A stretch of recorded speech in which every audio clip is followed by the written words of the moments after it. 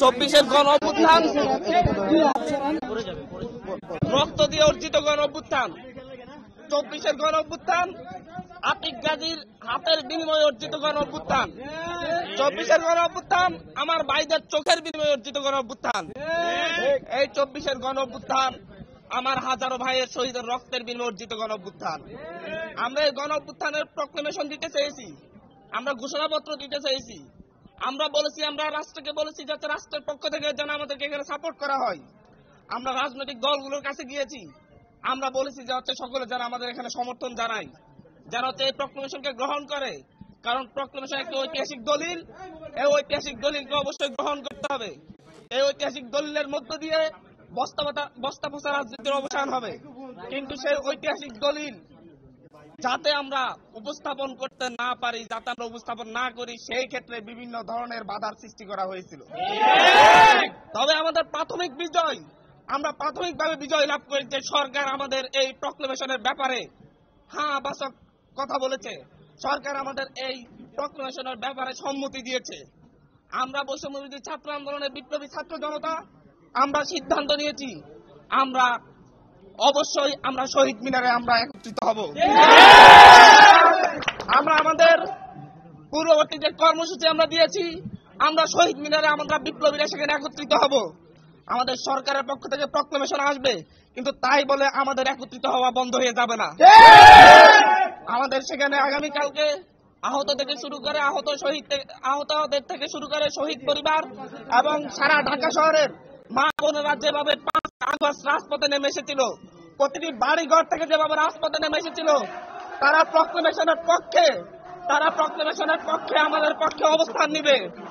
রাজপথে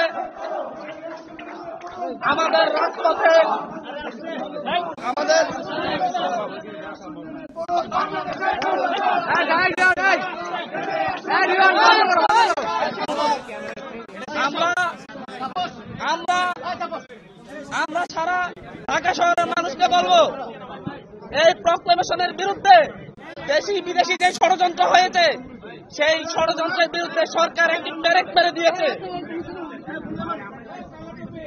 আমরা এই দেশের মানুষের উদ্দেশ্যে বলবো, আমাদের প্রক্লেমেশন যাতে আমরা করতে না পারি, সেই ক্ষেত্রে দেশি বিদেশি ষড়যন্ত্র হয়েছে, সেই ষড়যন্ত্রের ব্রেক মেরে দিয়েছে আমাদের অন্তর্বর্তীকালীন সরকার। আমাদের প্রক্লেমেশনকে গ্রহণ করেছে, তারা বলেছে সরকারের জায়গা থেকে তারা প্রক্লেমেশন দিবে, কিন্তু আমরা আগামীকালকে সারা দেশের মানুষকে রাজপথে নেমে এসে আমরা এই প্রক্লেমেশনের পক্ষে শক্তি প্রদান করব।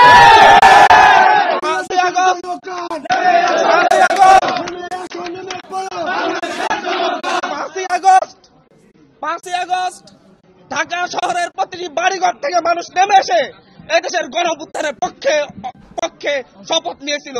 এদেশের গণ অভ্যুত্থানে এদেশের ফ্যাসিস্ট হাসিনার বিরুদ্ধে মানুষ রাজপথে নেমে এসেছিল।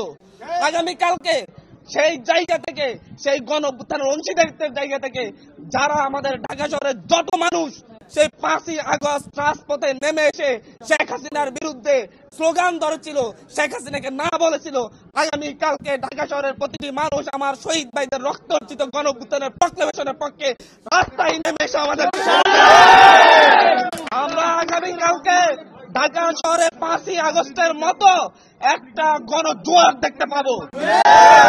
এখান থেকে আমরা অন্তর্বর্তীকালীন সরকার যে প্রক্লেমেশনের পক্ষে যে অবস্থান নিয়েছে, সেই অবস্থানকে সমর্থন জানাবো। আমরা দেশের মানুষ সমর্থন জানাবে, যাতে ভবিষ্যতে আর কেউ ষড়যন্ত্র করে এই প্রক্লেমেশনের পথ রুদ্ধ করে দিতে না পারে।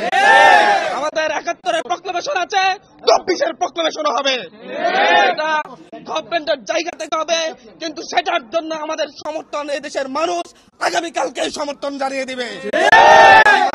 আমরা এখন এখান থেকে প্রক্লেমেশনের পক্ষে একটি মিছিল করব, রাস্তায় মিছিল করে এদেশের মানুষকে আমরা আহ্বান করব।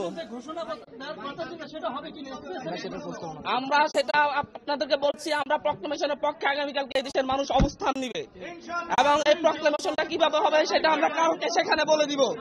ঠিক আছে, সেটা পরে